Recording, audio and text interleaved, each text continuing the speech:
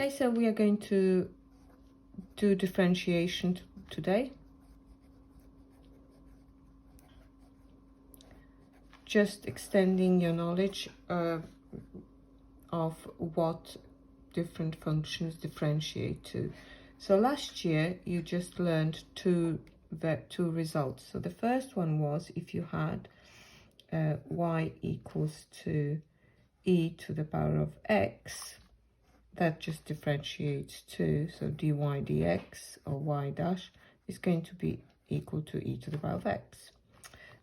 You also learned how to differentiate x to the power of n.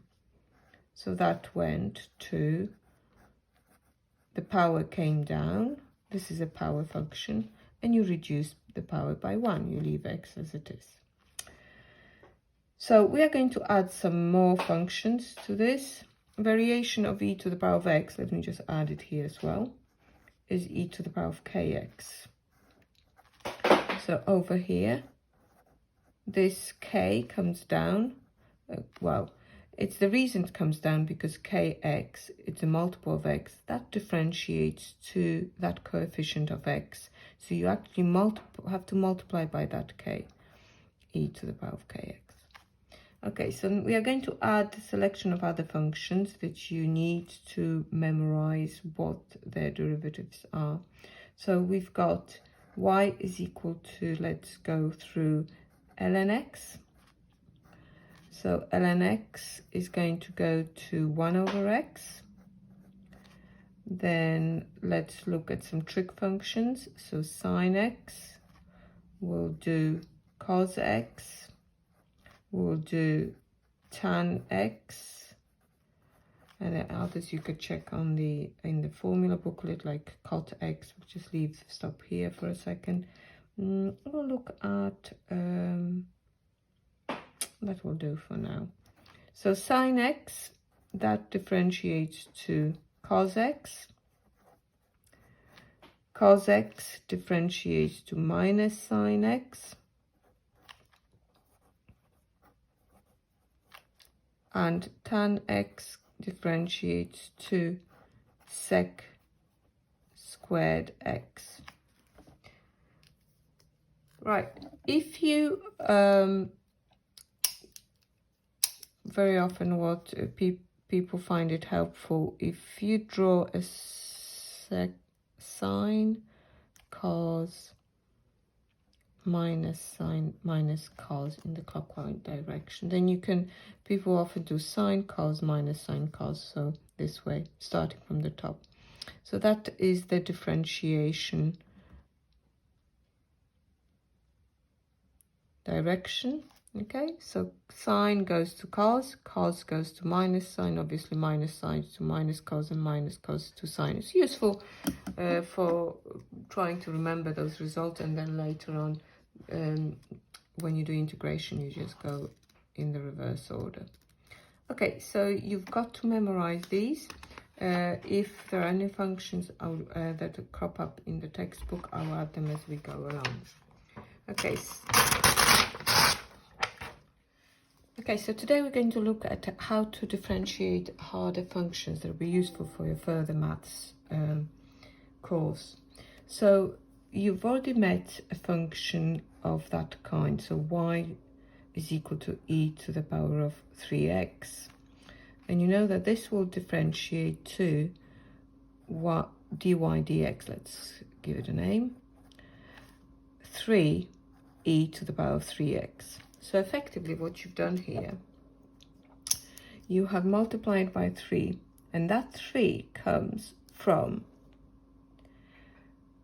it being in the power to begin with, and you differentiating 3x, which is equal to 3. So that's why you multiply by 3. This is an example of chain rule. You can extend this idea to a function like y equals to sine 3x. So sine 3x, sine differentiates to cos, so it will stay as go to cos x, but you will need to multiply it by 3. So it will go in dy dx is going to be equal to 3 cos 3x. Let's have a look at another one. Y equals cos 7x. And you could have a number in front, so 2 cos 7x. Well, just because you have 2, it means that you will have 2 of whatever cos 7x differentiates to. So just bear that in mind. So I can leave that 2 out here for a second.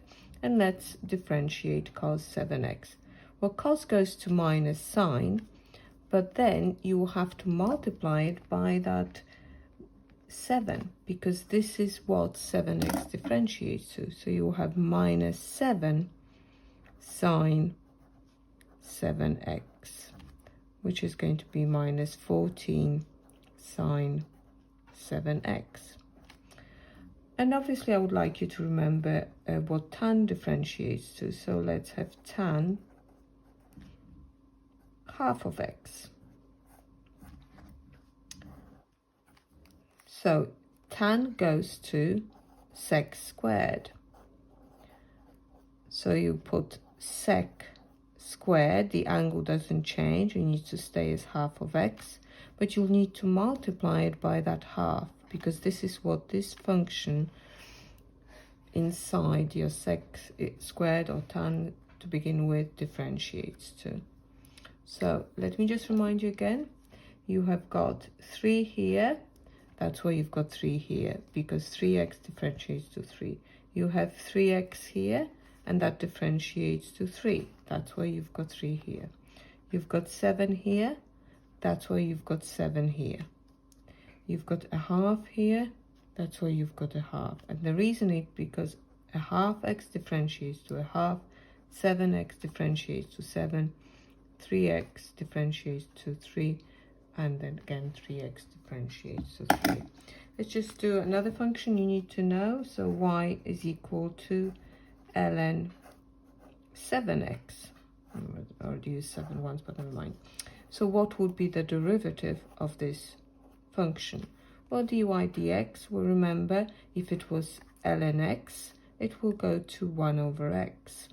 It's ln 7x, which means you've got to put 7x in the denominator. It would go to 1 over 7x, but then you need to multiply it by that 7, because 7x needs to be differentiated and you need to multiply by that. The amazing thing about ln of a multiple of x is that will always cancel, and you will have 7 over 7x, which is 1 over x. So it's actually the same as ln x. Okay, so now we'll just go through several examples of how to apply this quick chain rule, because that's what it's called. So we already had 7x. That goes, so I'll call it y dash goes to 7e to the power of 7x. Okay, let's have a look at e to the power of a half x. That will go to a half e to the power of a half x. Let's do sine 21d. That will go to, let's call it y. That will go to 21 cos 21d. I happen to call this angle d, this variable. Okay, so now what we're going to look at is chain rule.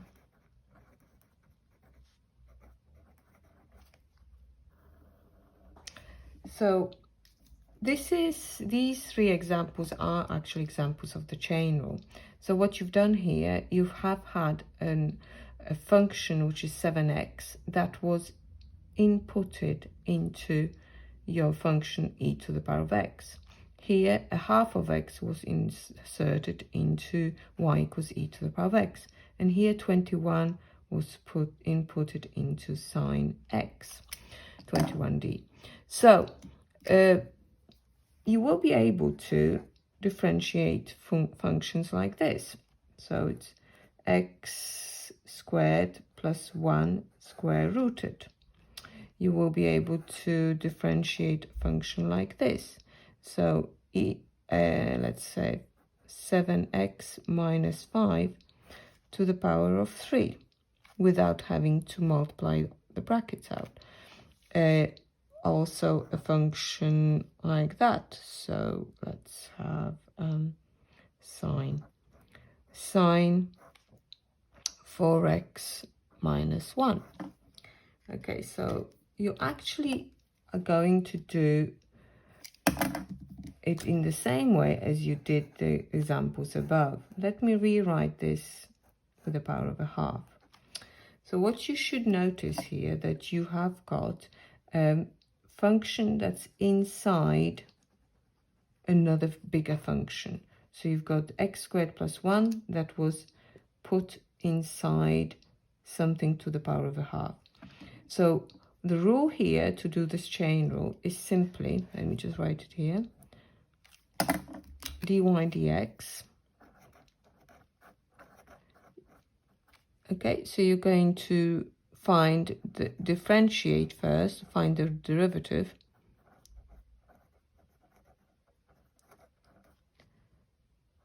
Outside function, but leave the inside as it is, and you multiply it by the inside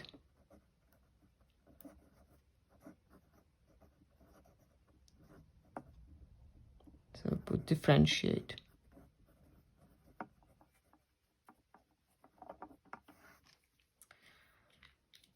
So I'll just do a dashes here so you remember both of these are derivatives. So you are going to find the derivative of the outside function. Let's put this one in blue. And you are going to multiply it by the derivative of the inside function.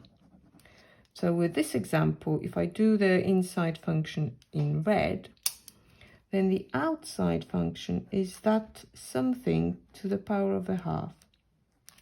Let's see if we can differentiate it. You've got dy dx is equal, so let's do the outside function. So something to the power of a half. So we're doing it in blue. So the something to the power of a half, the power comes down. And you've got this something to the power of 1 less than previously. So it's minus a half. But you've got to leave the inside as it is. So x squared plus 1, that doesn't change because those brackets surrounded this. And then you need to multiply this by whatever this inside function differentiates to, which happens to be 2x. Okay, and you just need to, very often just need to tidy it up. So 2 and 2 cancel. It's this x, if it's by itself, looks better in front of the bracket because you've got that awkward power there. There you go. Okay, so let's do the same thing here. So y dash, let's call it y dash here. So what is the inside function? Well, it's going to be 7x minus 5. What is the outside function? Well, it's that to the power of 3. So you're going to differentiate something to the power of 3 first. So it's 3 lots of those brackets to the power of 2. But the inside needs to stay as it is. So now you need to differentiate that inside function, which happens to be 7, and you get your result. Except you tidy up, 3 times 7 is 21, 7x minus 5 squared. Okay, in the final example here, over here, we are going to have inside function is 7x minus 1. Now the outside function is sine of something. So you're going to start with the outside function. You can start with inside if you want to. Outside function will go to cos of something, but that something is actually 4x minus 1.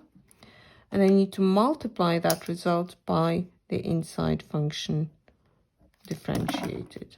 So we just need to bring that 4 in front, and here's your result. Okay, so finally I'm going to add another example. Let's do ln of let's have x squared plus 3x.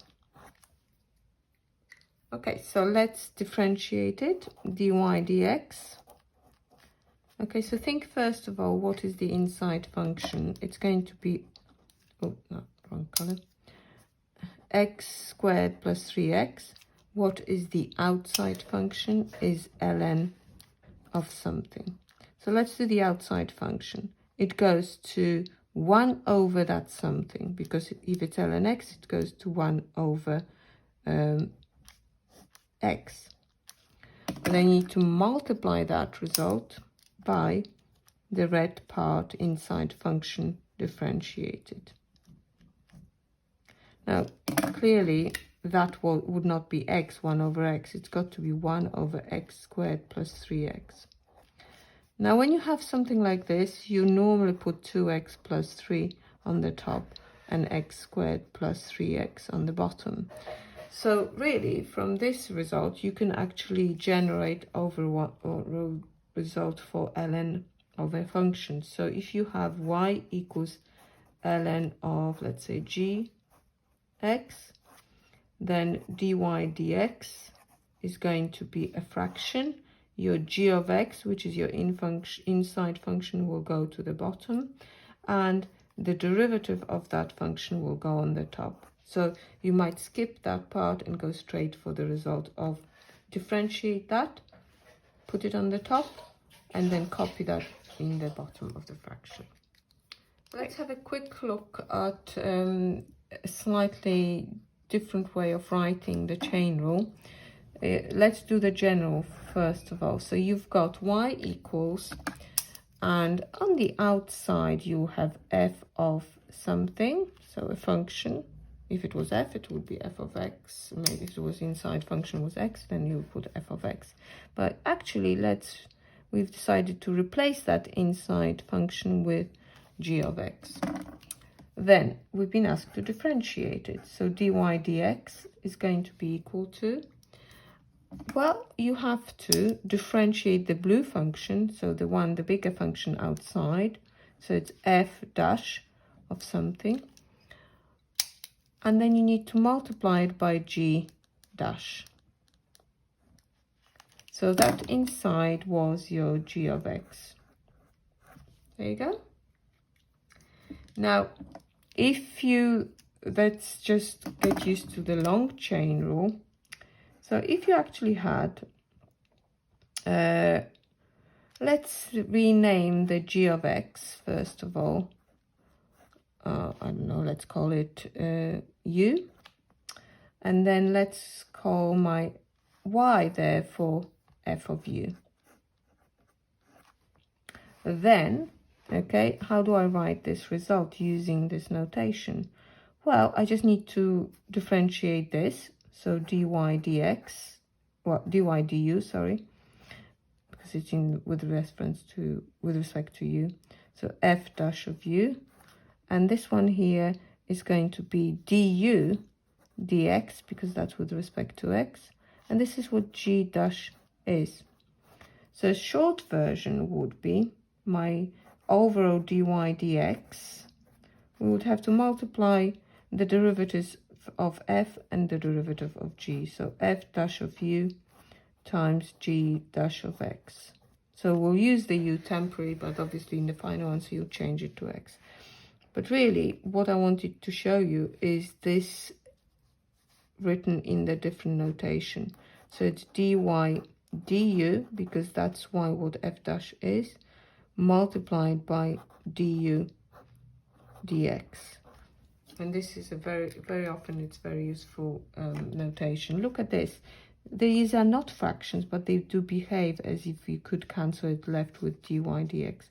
So this is what dy dx can be written as dy du times du dx.